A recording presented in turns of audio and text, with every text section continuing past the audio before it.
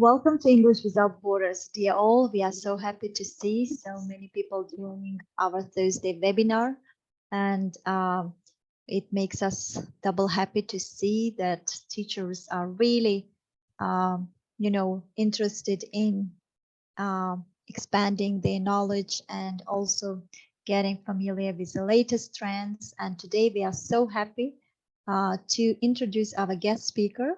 So please kindly meet our guest speaker, Abeer Ali Okaz, and today she will talk about promoting learners agency, the power to act.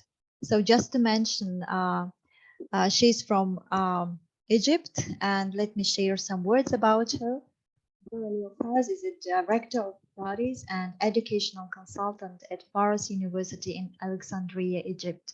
She's a teacher trainer, a Celta tutor, and a Delta Module 2 TP tutor.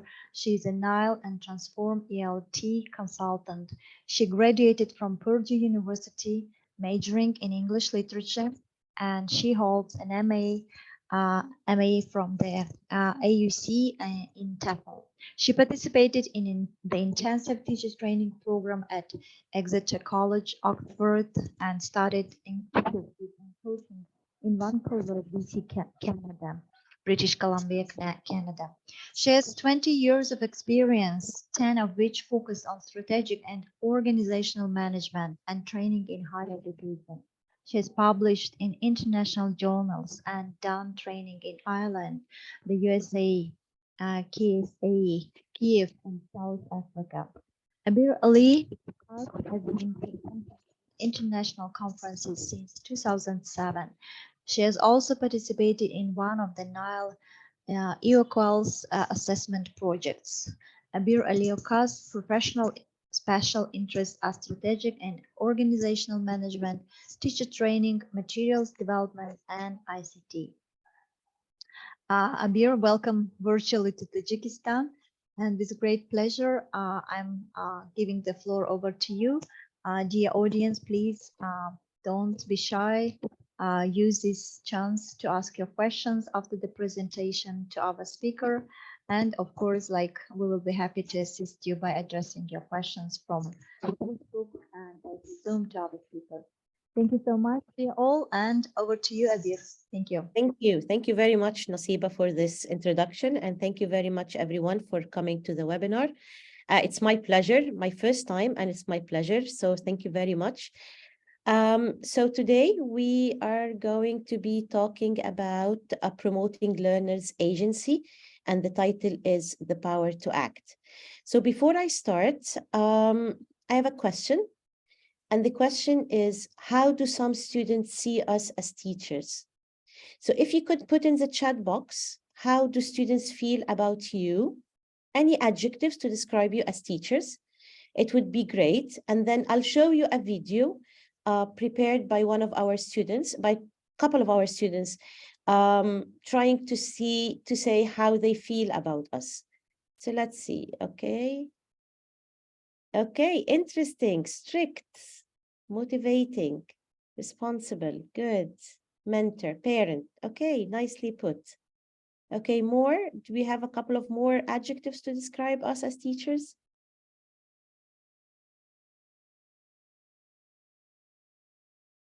Okay, very good. Thank you. Okay, smiling. Okay. Now, let's see what some of our teachers wanted to tell us. And this is the base, I mean, it's the foundation of this presentation and of this research. So I hope this would be clear to you when you hear it. Please show something that you're hearing well. No, you can't.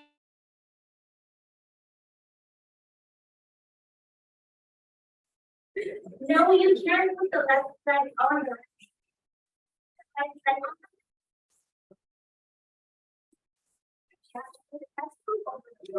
You know best.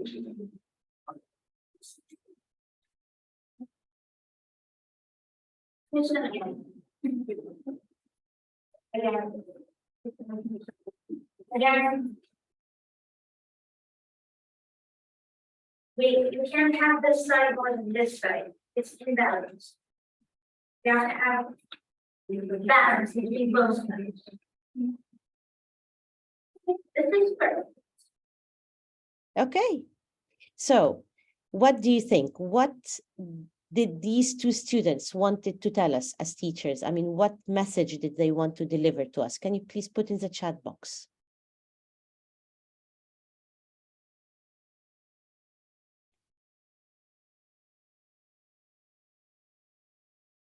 Any ideas?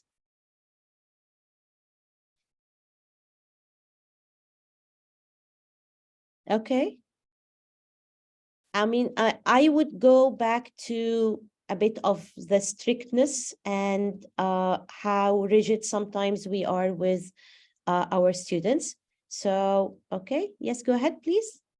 Just type in the chat box if you've got any ideas.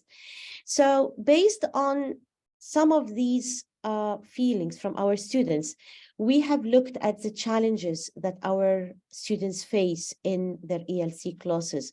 And with a survey over the past couple of years, we have realized that the engagement and attendance has gone down, that students only attend because they have to attend. I mean, most of the students attend because they have to attend and not because they are enjoying what they are doing. A lot of the students feel that our lessons are very predictable. We work with stages that we are all familiar, most of us are familiar with. So it's very predictable and they don't feel motivated. They still believe that speaking and writing are the most challenging skills for them. They are not very happy with the choice of materials. Some of them are not very happy with the choice of materials. Some of them feel that it's either too challenging for them because maybe their language level is not that strong. And some of them feel that it's too easy because it's too easy for them and they don't need it. And this takes us to the last challenge, which is some students feel that learning the language is irrelevant and of no purpose. Again, particularly for students who are planning to work, when they work, they are not going to be using English. We do have we do have 12 disciplines at Forest University, and some of them will work, I mean, when they graduate, they won't be using English as such. So some of them feel it's irrelevant to them. So based on these challenges, how do you think our teachers feel? So in the chat box, can you type one or two adjectives to describe how teachers feel when they know that their students are not engaged, not motivated, that they still feel the lesson is not as interesting as they hope it would be, even though they have planned materials and varied in it, and it's still challenging for them. So in the chat box, if you could just type one or two words to express how teachers like us would feel if they know the results of such survey. Okay, very good.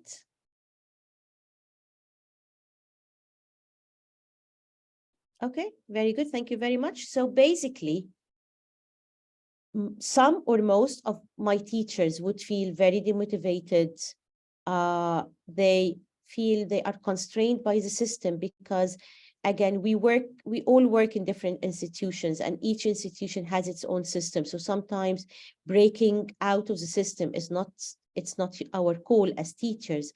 So if we have students who feel who feel like the challenges I've just shown you, then we need to do something. And teachers feel they have a battle against time. They have to finish what they have to teach, but at the same time, they want to motivate the students.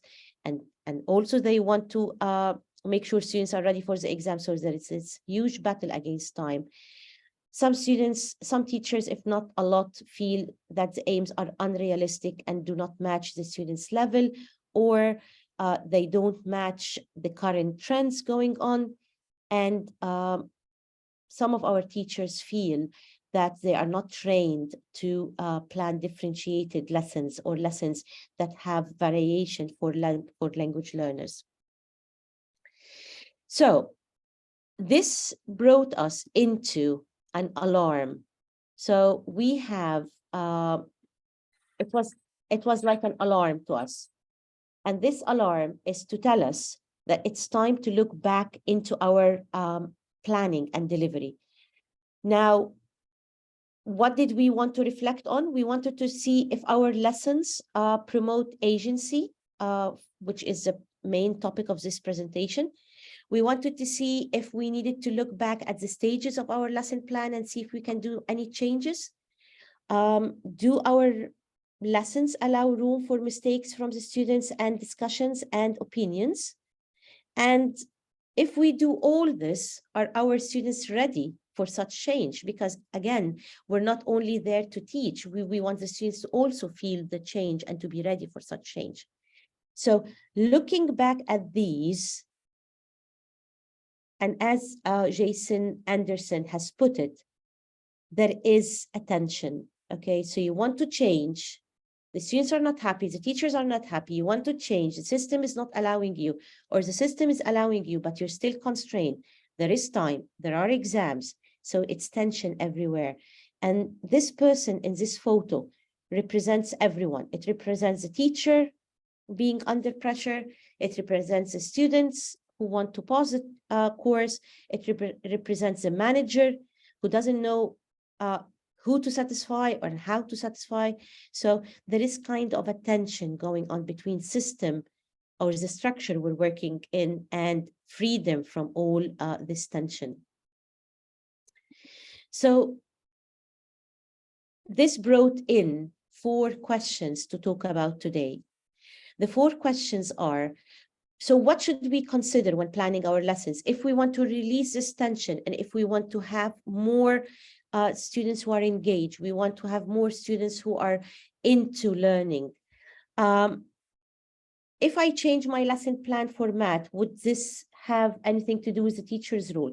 Would the teacher's role change? So this would be the second question to talk about. What kind of students do we need in order to have to make sure the success of the new lesson plan that we're hoping to implement? And what are some classroom practices that we can use so students can feel the difference in language learning? But before we go into this, let's quickly talk about what is learner's agency. What does it mean? So basically, in a very simple definition, when your students have agency, it means they have power. It means they are in control of their own learning. They take part in the decision-making of the lesson. They are more engaged in what they want to do and how they want to do it. Now, this can be a little bit tricky depending on the system you're working in. But you can try to find an intermediate way to help students grow, because they're not going to be in your classrooms forever. They are going to leave at some point. So we're trying to build in a more stronger characters, ready to face the challenges in real life. So what are we going to do in order to promote learners' agency? So first of all, let's look at our lesson plans. Now, in the chat box, can you type down what are some challenges you face when planning your lessons? Or what are some challenges you face after spending so much time planning your lesson, but the outcome is not what you're looking for? So again, what are some challenges you face when planning your lessons? Or what are some of your observations after you've planned so long, but still the lesson doesn't come out in the same way you wanted it to come out?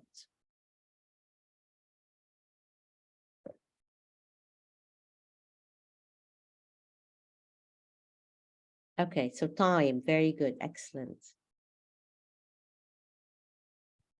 Okay, so differentiation, choosing activities that fit each of your students. Very good, excellent.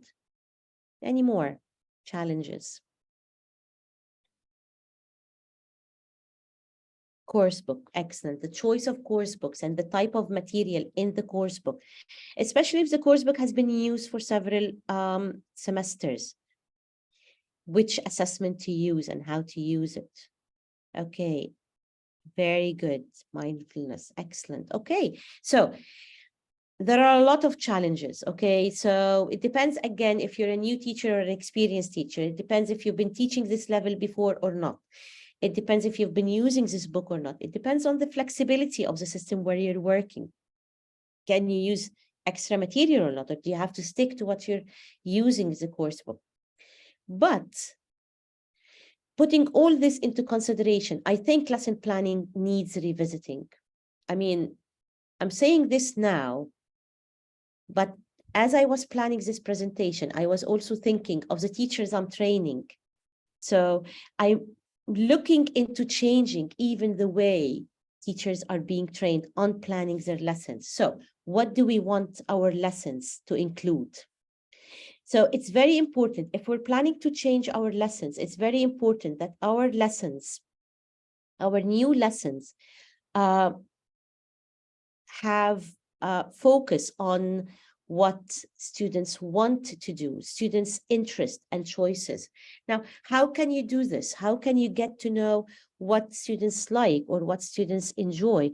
Now, you can do this at the beginning of each semester, and you can collect interests out of students by having maybe a box in class, maybe have a board on the wall, maybe have a Padlet where you collect these ideas. So this can be done.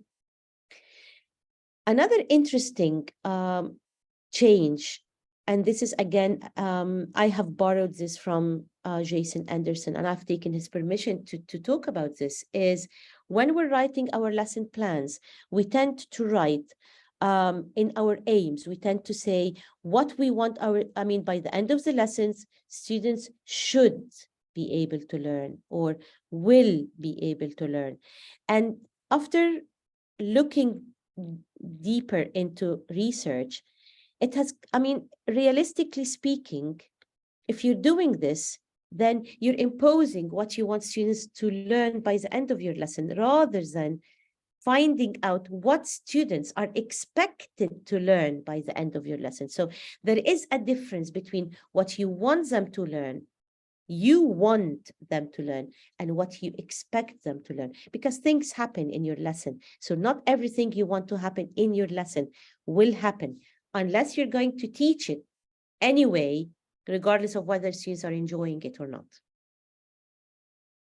It's very important that the language and the content you're choosing is meaningful and interesting. And meaningful here means relevant to the real lives. In a lot of the cases, we're stuck with, for example, a type of writing. Write an argumentative essay, about whether students should be working from online or not. Now, for a lot of students, when they graduate, they're not going to write essays. I know that essay writing is part of our curriculum, but we can tailor the type of writing so it is more meaningful. We can put it in a debate rather than writing, and then later on they can write it. But make sure that your whatever choice of activities you're using is more meaningful. It has meaning, it's relevant to them. It's not outdated, as we say. When you're looking at your aims, again, so I'm again into aims. When you're looking at your aims, think of them as predictable learning opportunities rather than outcomes, because again, things can happen in class that's outside your hand, then things are not going to go as you wish they would have gone. So it's more of a learning opportunity rather than I'm in to teach, I'm out because I'm done teaching. I know that this is something that I, as a director of study, sometimes I wouldn't agree on, and a lot of managers would not agree on, especially if you're being observed by your coordinator or senior teacher, is allow room in your lesson plan to get off the script. You have a script, you have a lesson plan, and we always tell our teachers this: plan your lesson, stick to your lesson, stick to your stages, don't go off stages, script your instructions. But when you're looking into what is going to really happen inside the classroom, this is something that you might want to do and try out. Now, you might also want to inform your observer if you're planning to do this, because I mean, sometimes this is written as your action points. Now, if any of my teachers is watching now, they would go crazy because they would say, oh, you're saying this, but at the same time, you're not allowing this. Well, I'm telling you, this is something that I'm researching, and I hope I can come up with an understanding of how better lessons we can have if we're more flexible with our lesson planning. Help your students to check their progress and develop positive learning strategies. So students, a lot of the students are not, they don't know if they are doing well or not unless they get a grade. No, show students how they can check their progress. And this is something that I'm going to show later on in the stamina chart, is the progress. Help students to do some grading to themselves so they can have a chart to show if they are doing well or not on their language learning. Make sure there is authentic communication. So when you're planning speaking or writing, make sure it's more authentic, it's more real, it's like real life, so students can feel the difference in doing it. When you're planning your lesson, you have time, interactional pattern, I don't know which type of format you use, stages, stage aim, and procedures. This is a framework that we all use, and we even use it when we're doing saltas. But when we're putting our time, if you say 3 minutes to lead in, and you only stick to 3 minutes, then you're not flexible, because sometimes the lead-in can take up to 5 minutes. Now, if students are interacting and engaged, and this is the aim of the lead-in, is you want them to get engaged, to know what the context will be about, you're not going to stop them because you have to move into the next task. You're going to get the conversation going. I mean, you might need to stop it at some point because you don't want it to take 10 minutes of the lesson, because it will again be unrealistic. But if the students are engaged and this is the warm-up, this is what you want to do, then let them do it. So that's why you might want to put in your lesson plans 3 to 5 minutes. This is what we call the window of a time frame. Leave a window for yourself. The second change is optional stages. So you have lead in, reading 1, some vocabulary, reading 2, and then speaking or writing. Now, what if something comes in between? What if students ask a question about why the author decided to take this tone, or why did the author feel so against the idea of learning online? Will you stop the lesson and start this conversation and see what other students are saying? Or would you tell the students, oh, no, sorry, we can't do this. We have reading 2 now. We have to move on. Let's do this later. I think we need to stop and talk about, to discuss. Yes, and to discuss. So this is what we call optional stage. So make sure there is an optional stage where students, if you're teaching grammar and you've taught a lesson, so you have lead-in, you have language teaching, you have your input, for example, you did it, and then you're giving them practice. And then as you're giving them practice, you've realized, oh, they are still missing the form, or they're still missing the meaning. Are you going to move in forward? No, you're going to go back to your language clarification stage. So this is what we call optional stages, stages which we are unpredictable, but can happen in a real lesson. And finally, anticipated problems and solutions. You know, when you're planning your lessons, you have to think of what's wrong, what things are going to happen wrong, and how I'm going to solve them. Now, we're going to change this terminology. And again, this is borrowed from Jason, as occurrences and responses. I'm going to show you an example now of how this lesson plan can look like. And finally, ensure that your lessons include problem-solving skills and critical thinking skills, because these are the real-life skills that we want to ensure our students understand by the end of the lesson. So here is, I'm just going to enlarge this. Oops, just going to put this a bit on for you to look at it. So this is our lesson plan format. So as you can see here, 3 to 4 minutes. And then you describe your procedures. And then you say why you're doing it, which is the stage aim. So for some institutions, they call the stage aim.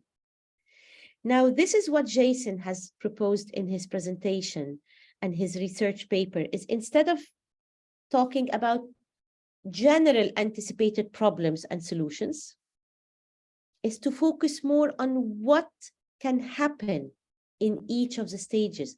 What are some of the anticipated problems, even if you want to call it anticipated problems and solution, what are some of the anticipated problems and solution for each of the stages?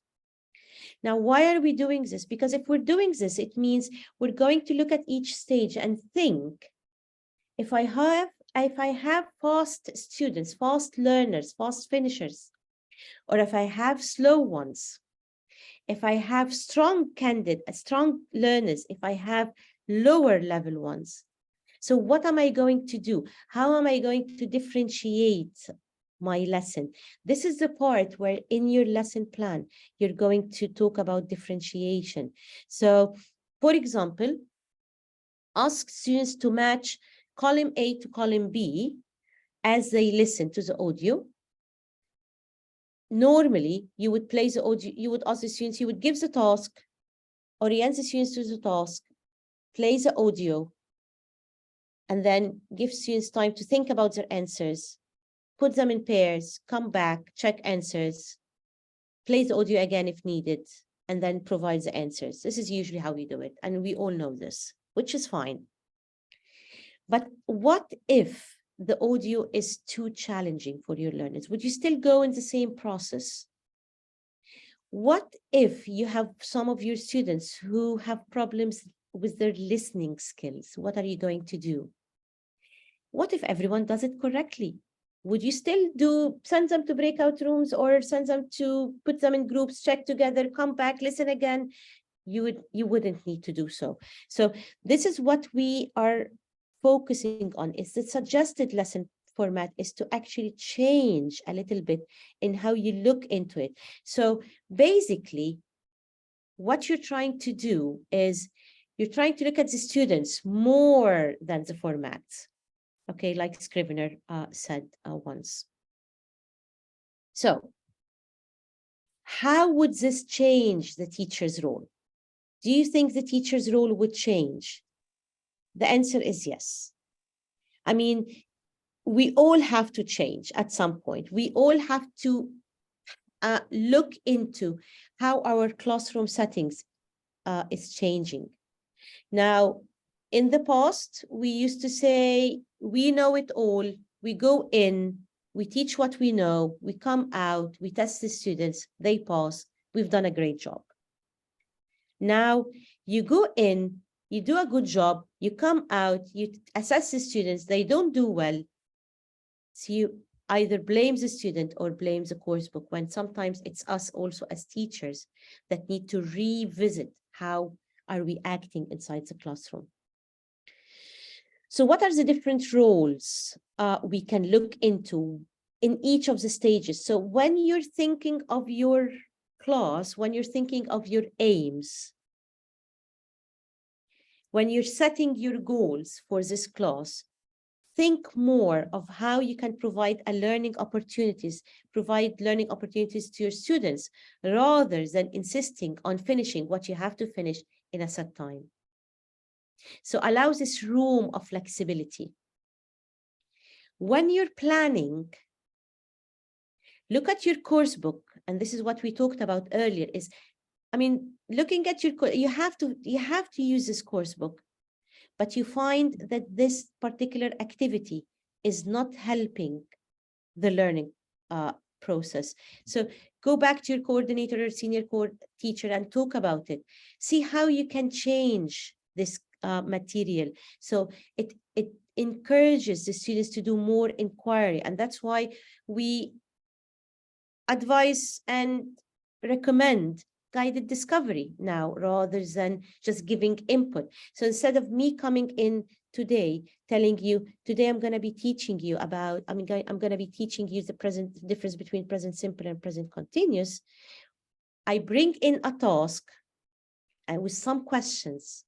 I bring in some sentences with some questions, and I ask my students to look at the sentences and answer the questions. And by the end of the answering, students will get a little bit of an idea of what is the difference between the I go to school every day versus I'm giving a webinar now. Now, this is what we call guided discovery. So this kind of discovery, this kind of guided discovery is what helps inquiry-based learning. Risk-taking. It doesn't matter if students do it right or wrong, because this is the idea of it, is to allow students to make mistakes, otherwise they won't learn.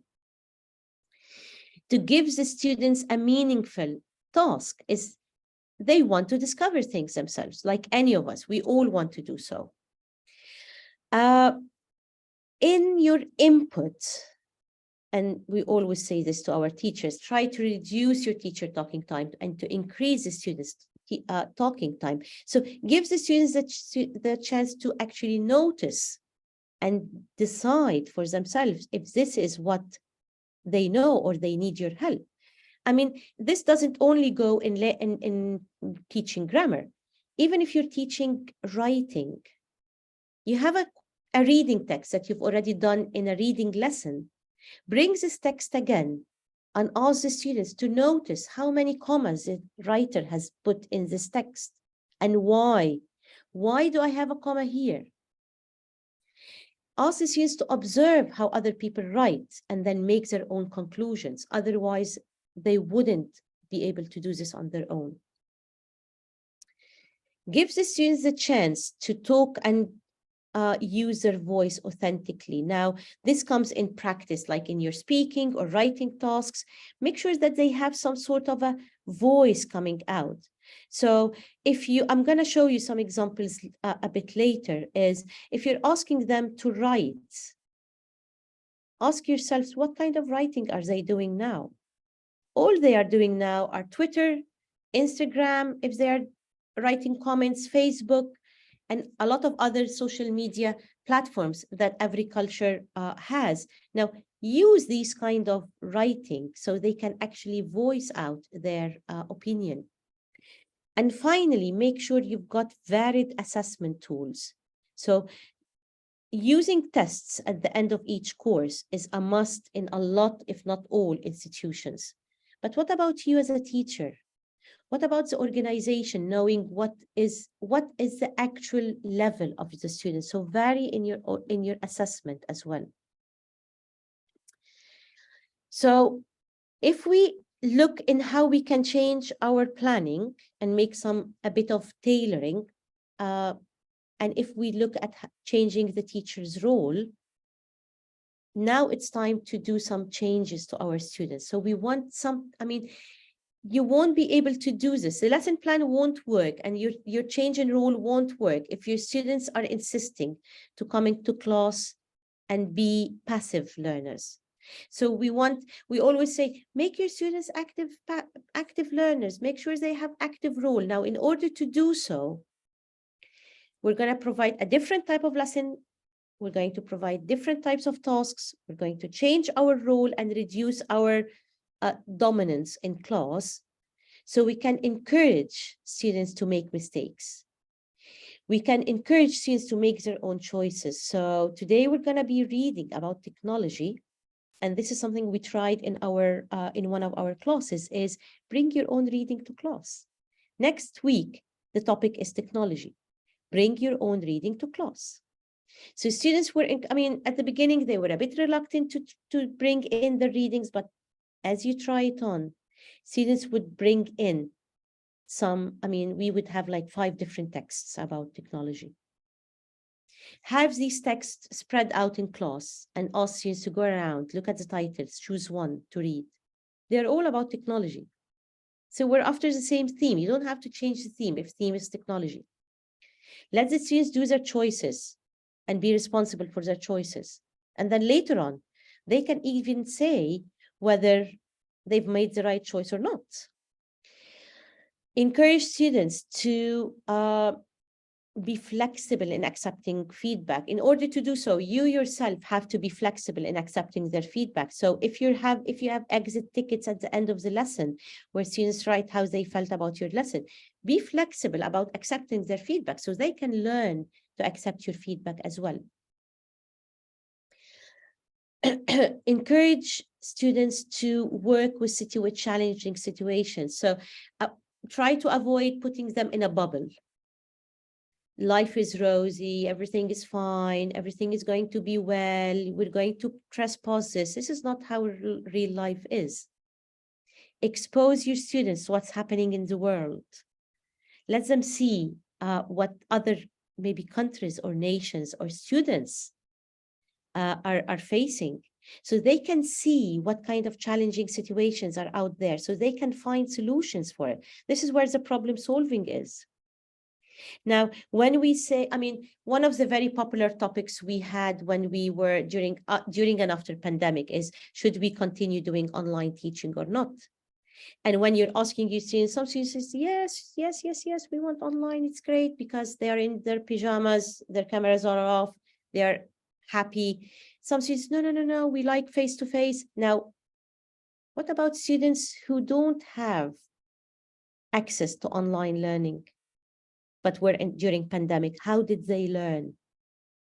Suggest solutions to nations or countries or cities where there was no internet access.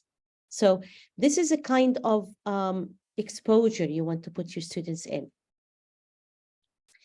So for these changes to happen, for the lesson planning format to change, for the teachers to change role, for the students to change, it's important that we get these teachers to start planning in such way, to plan and respond to whatever takes place inside the classroom, rather than to move in one track, to respond to emergent language. And emergent language is the unpredictable language that comes out in class when teachers were not expecting it. So you were discussing daily routine, but suddenly students bring in the present perfect, for example. So this is a very simple definition for it, but there is a slide on emergent language at the end. And promoting students' agency. It's exactly what we're trying to do now, is getting students to be more in control of their own learning. And this is a quotation from Scrivener. So teach the student and not the plan. Okay, this might put a lot of teachers in trouble if they work in institutions which believe in lesson planning only, or believe in following a lesson plan only. And one of the things that we're trying out now is, if you're experienced, you don't have to go in with a piece of paper in your hand. You can just have notes of what you're planning to teach. So this is breaking a little bit. We're not perfect yet. We're not, I mean, no one is perfect, but I mean, we're not yet there, but we're trying to be there. So how are we going to do this? How are we going to help our students be more in control of their own learning? How are we going to expose them? How are we going to help them do this? Some ideas, some of them might be practical and some of them might not be practical. Some can be feasible and some might not be feasible, but you can try. Now, depending on how, again, at the start, I talked about giving the students the chance to decide what they want to read about or listen to or write about. Even if you're strict with a particular type of writing, you can give them the chance to choose. If you're familiar with Jamboards, you can have a Jamboard at the start. Are you familiar with Jamboard? You can say yes or no in the chat box, and I can show you an example. So you can use Jamboards, or you can use sticky notes, or you can use pieces of papers to put out there for the students at the start of the academic year. and until the end, where students would actually write down what they like to talk about and what they like to do. So this is one way of doing it. And this is what we call an open space. Another way is, sorry, is to allow a learning space in your classrooms. Now, I don't know how big or small your classes are, and I don't know what age groups you teach. And sometimes it's not feasible, but having a corner, one corner in your classroom, just dedicated for students who would like to do something different from what others are doing, would give a bit of a freedom to the students, especially if you're doing differentiated tasks. This is borrowed from one of my friends, which is always starting your lesson with a positive thinking activity. Because a lot of the students would come to class was like, we're here again. Oh, let's see what she's going to do today. So a lot of the students come to class very bored and very demotivated, and they're very stressed. We have to understand that when we go in, we're teaching them one skill or one language. I mean, we're teaching them English. We're doing one thing. When they do have 14 other subjects or 12 other subjects that they have to study and think about. So all this is going up there. So start with a positive activity.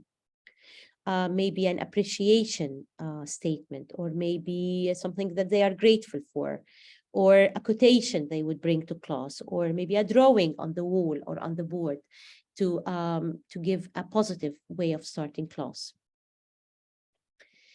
Give your students some a checklist where they can see how far they are doing, progressing, how are they progressing. Same idea of the stamina chart. So the stamina chart is a chart that helps students to see how they are progressing and to track their progress. There are different ways online of how you can use stamina chart. As long as you train them to use them, they should be okay using it. I like very much this kind of task, these kind of tasks, which we call low floor, high ceiling tasks, which are tasks that vary in level depending on who you have. So if you have a grammar lesson and students need to answer a multiple choice questions on choosing the correct verb, so you might want to have 2 or 3 versions of this task. So multiple choice for a bit of a lower ones, and then maybe correct the verbs for those who are midway through, and then maybe find the errors in this paragraph for the advanced learners. But remember, we're doing a tracking of progress. So those who are lower level, if they moved 1 dot into being better with doing this, they can move to the correct verb, for example. Again, number 6 depends on where you are and who you're teaching and how flexible your system is. But when you are when you're planning for writing on the longer term, think of things relevant to the community. So if you have to write a persuasive essay, for example, and this is one, you have to do it. It's the school said you had to do it. So think of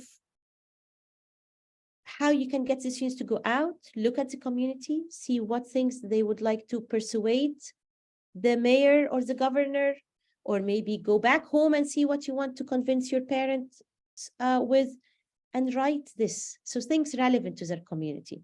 So I go out there and I say, okay, I want to convince my, for example, a school principal to have longer lunch hours, or maybe provide vegetables and fruits instead of snacks, for example. So things relevant to the community, so students can actually take part in what's happening in their real life.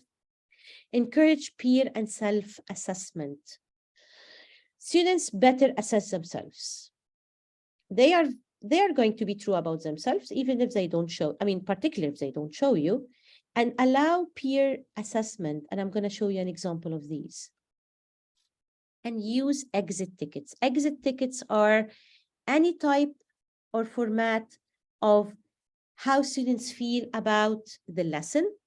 So before you plan your new lesson, and what they have learned, maybe what they would like to see in the next lesson, what would they like to recycle in the next lesson. So these what we call exit tickets. And to look at examples, I'm going to stop sharing for a second. So I have a Padlet that I would like to share with you. So this is taken from real lessons that I have tried myself. So this is one way of giving feedback to each other is by drawing. And I have been doing this research for the past 3 years, but I'm trying it with teachers. But I've also tried it recently with some of my students when giving demos to TP students, is students giving feedback on the lesson or on their performance or on the content or on the course book by actually drawing. Just a simple drawing, any drawing. It could be an ice cream cone with one scoop because they only liked one thing in the lesson, or it could be an ice cream cone with 4 scoops because they've liked 4 things in the lesson. So using drawing and visualization is a very good idea in my opinion. This is a sample from a peer feedback that I sometimes use. You might want to take it and make it shorter, simpler, so you can give it to your students, but you still have to train your students on it. Now, that's an interesting one. I tried it and it worked well. So basically, this is what we call a choice board. So it was a writing lesson or a speaking lesson. So it can go either way. And the topic was describe a disastrous holiday or talk about a disastrous holiday that you have had or someone in your family has had. Honestly speaking, they were supposed to write a paragraph. I thought about it and said, students feel paragraphs are irrelevant to them. If I am on a holiday and I had a disastrous holiday, most probably I'm going to SMS my parents or friends, or I'm going to send a voice note. I'm going to write it on Facebook. Okay. Or if I'm really frustrated with this and I'm a grown-up, I can go back and email my agency or the company which arranged this for me. So this is what we call a choice board. You tell students, okay, so you had a lesson on disastrous holidays. Now it's time to write or speak. Now choose any of these, whatever you want. Choice 1, 2, 3, or 4. Well, if you have choice number 5, it would be great. But let us know what you're writing, what you're using to write. So someone can write a postcard, someone can write a letter of complaint, an SMS, a voice note, even if they record it on their phones. Sorry, or a Facebook post. Now, what happens next? What are we going to do? Are we going to collect all these and correct all this? Oh my God, are you giving us this kind of tip? So our coordinators would say, yes, now go and do this. No, you can do it in a different way. After students have written, you can see who wrote about what, and you can regroup them. So one student would be the new group would be one student with a postcard, one student with an SMS, and one student with a Facebook post, and they would share what they have done. And then you can monitor and take notes. You can put it on the wall. If you're in a face-to-face class, you can put it on the wall, and it can be a gallery walk. And I think a lot of us know what a gallery walk is. It's just to walk students around and ask them to read what they want to do. So this is one way of doing this. Now, sorry, I need to stop sharing and bring again the Padlets, because when I open up one of it, okay, so I think they have shared the, again, this is another one. Because we corner our students into write about or speak about. No, let's change it a little bit and say, give choices. Remember, give choices to your students. So have you ever taken a selfie? Do you like taking a selfie? Well, if it's a yes, write this or talk about this. If it's a no, talk about this. Because usually when you go in class and say, okay, today we're going to talk about selfies. Have you ever taken a selfie? No. This would be the end of your activity. Whereas if you say, if you're a yes, you're this group. If you're a no, you're this group. So both have things to write about or speak about. Let's see if this, okay. This is another example of choices. Just which social media do you use? I don't use anyone. Okay. What about someone you know? Nah. Okay. What if you were to choose one? So giving students alternatives rather than cornering them. This is a really nice activity that you can use. You can bring dice and they can use it. You can cut the dice out. This is a Word document that you can actually print and rewrite. But basically, you're trying to give students a chance to talk about things that they liked, learned, felt, because emotional and showing empathy to students is very important. What do you want to do next time? What things would you like to do for next time? So this is what we call dice debrief, and you can change it in any way you want. This is a learning space I've talked about, and this is a checklist I've talked about. So let's see what else do we have here. Okay. So this is a feedback, and this is a drawing. So this is the Padlet with different ideas. You have the Padlet on your in the chat box. And so we go back to a presentation. Please feel free to comment, to write comments on the Padlet if you would like to, because this is how we learn from each other. If you've tried it, if you want to try it and write how it worked, if you want to add more ideas, please feel free to do so.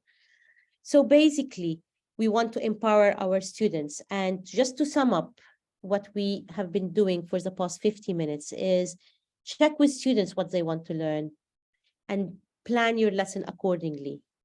Make sure your students are okay with digital literacy, because if you're trying to help them to go back and check things online, so instead of asking them to do things that they cannot do, make sure you're aware of this. Involve students by asking them to talk about how relevant the activity was to them and what else might interest them. Use projects rather than one-time tasks. Provide choices to your students. Encourage them to have decision, like, for example, ask them to bring their own readings or listenings or YouTube videos that they would like to share with others. And let them take a part in the community by doing a project relevant to their community. Vary in the assessment. So it's not only you who can assess them. Let them assess themselves and let others assess them. And last but not least, and it's very important in my opinion, and I highly recommend it, is whenever you ask your students to produce writing or speaking, make sure you publish it. Publish it to an audience. So you can do it in the school magazine, you can put it on the wall like we used to do post back when there were no social media. Put it on social media, have a blog, create a page on web. Let them design their own web page. There are websites, and I can share this in the Padlet, but maybe after the presentation, there are websites which actually publish for students. And there are some competitions actually that take place at different times in the year, when an organization would call out for students writing, and then they would have a competition and someone would win. So this is how we get our students to be motivated, because otherwise, if I'm writing to my teacher, who will mark my writing, give it back to me to see it, do some error correction, and then throw this piece of paper in the trash or put it in the locker because she's saving it for later on, then this is not authentic. Authenticity is to actually put it out there for everyone to look at it and read it. I'm sorry if I've been taking too long of your time. Thank you very much for listening and watching and commenting. This is my contact info if you would like to connect with me and ask me any questions or get more ideas on how to promote Learners Agency. Thank you very much. please let me know if you have any questions. I would love to check it out. Okay. Thank you so much, dear Abeer. It was quite interesting, and also you shared some really good insights that the teachers will take away from this webinar. Dear audience, please, we are opening the floor for questions and answers. Please use this chat box to put your questions. So we have a question from Mauluda. She's expressing her gratitude to you for such an interesting session. What other assessment tools do you use except testing? Okay, so as I said earlier, I mean, test is just a written test, but you can have a debate, for example, and then you would have judges to assess how the debate has been going on. So this could be also one way of assessing students. You can ask, if you're asking students to remember when we said that they record their own videos or post their own blogs, you can ask other people to go in and give maybe rating. And actually I do this on the Padlet. On the Padlet you have the option to encourage students to rate each other's work. And by rating, this is assessment, because when you look at it, you're evaluating it. So this would be another way of assessing students. So it could be self, it could be peer, it could be as I said, by rating it, it could be by asking other people to look at it, by even the students taking part in it.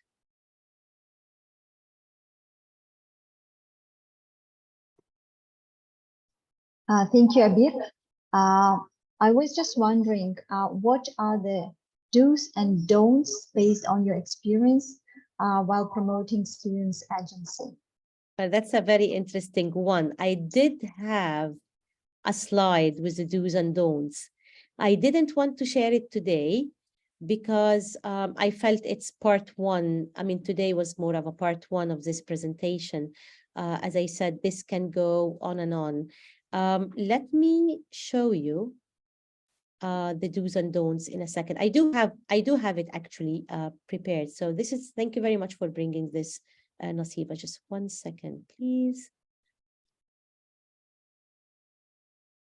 It's from a different, from a presentation done for a different organization, but it did have the slide of the do's and don'ts. So I'm going to share it now.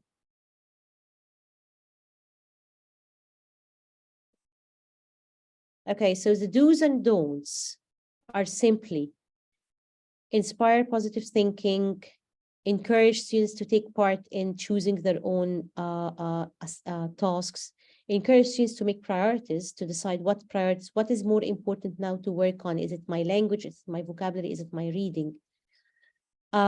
Let students choose, encourage students to choose from their own interest. Find different ways to share answers. So instead of you giving the answers the whole time, maybe encourage students to either do a web quest or to share with each other or to go and find it somewhere. Provide positive and constructive feedback. It's very important students see the relevance of what they are doing, because whenever they get a feedback where they are not appreciated for what they have done, it just gets it demotivates them.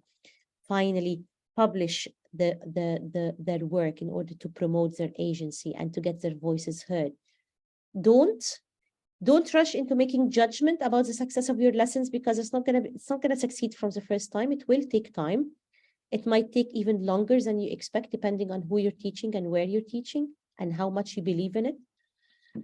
Don't let students feel that students' agency mean that they can do whatever they want to do whenever they want to do. It's a system that you have to train them. And once they are trained, they will know. So for example, if you've asked students to bring their own reading, and then they would go and get a text of 5 lines. So you say, no, this is not what we're looking for. We're looking for a real text, maybe about a page long. So let students know exactly what they have to do. Don't penalize students for making mistakes, because a lot of the times making mistakes, them producing the mistake is not because they are they are not good students, or they have not learned the lessons well. Sometimes there is poor instruction, sometimes there is L1 interference, sometimes it's the topic is too challenging, so it might be anything. And don't insist on planning what once you've seen that learning opportunities are not arising, make sure you think about it. Don't stop and say, oh, it's not succeeding. It's failing. I'm not going to do it. So these would be the do's and don'ts of learner agency. Yeah, thank you so much, Abeer. We have also a question from Abdul. He's asking how to promote students' agency in project-based learning. Okay, very good. So it depends on what project you're doing. So let's say, for example, you have to do a project on helping the environment. So one way of doing it is you will have a lot of options on the floor for the students to choose from. And you can always leave one box blank for the students to decide on what they want to do. So someone would say, in order to save my environment, I'm going to plant trees, I'm going to interview people in charge, I am going to, it depends on what they want to do. So this would be one way. Another way of promoting agency is in project-based learning is to actually allow the students the space to do it. So give them a time frame, tell them you have until June 12 to do it. Draw your timeline. You're the one who's drawing your timeline. When would you give me your draft one? And are you allowing me time to look at it? When do you think I can give you draft 2 to give you time to publish and let them do this themselves? And one of the things we've talked about is encourage them to find a problem to talk about and to find the solution and to look at how their solution is realistic. So allows them to think how this is not only for the project. This is because I want to take it out there. You might even initiate that you're going to propose this project to someone in charge and see which project they are going to select. So all this, and then publishing at the end their work, all this is part of their of agency in project-based learning. Yeah, thank you so much, Abeer. We also have Mihri. Mihri, I think you raised your hand. If you have a question, please unmute yourself. Hello, everybody. Hello, dear teacher. Thank you so much for so great presentation. We get a lot of useful for us to use it with our students. And I have a question about assessment. We have such students which they are afraid from their parents and they are preparing their lessons only for mock, and they are always coming. Oh, some students, they are only interested to give a good mark, but not to learn the language. They are only studying the language for mark. What to do for such kind of students? Okay, such type of students, parents is a different story. Okay, I don't deal with parents because I teach adults, but one of the ways I might suggest if someone asks me to deal with students is to actually have this, remember the stamina chart or the progress chart?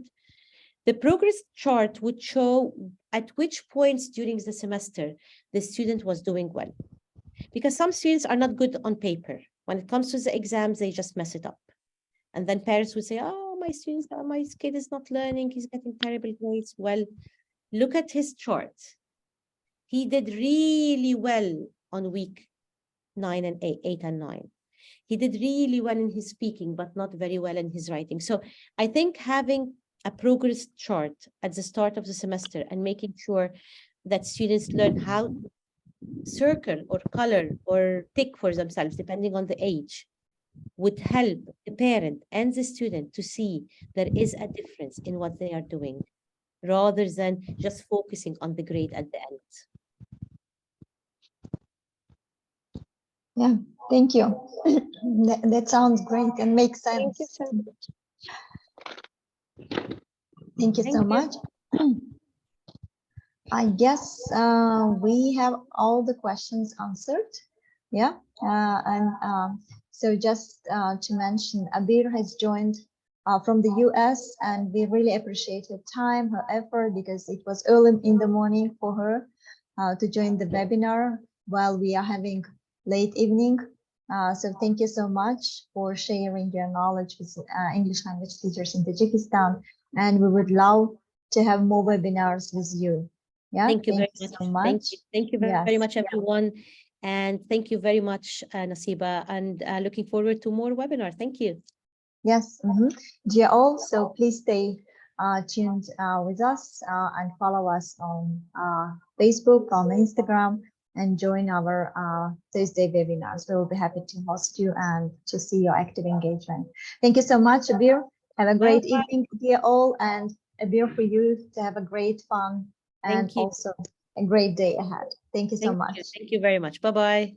Bye-bye. Thank you.